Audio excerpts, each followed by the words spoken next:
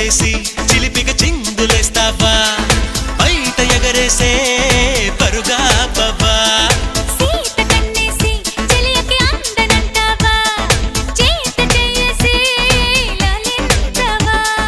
నడుగున ఊగే జడగంట తిప్పుకోక నీ వెనుక ఎగబడి రాగే చెలిమంట ఎంత చెప్పినా వినక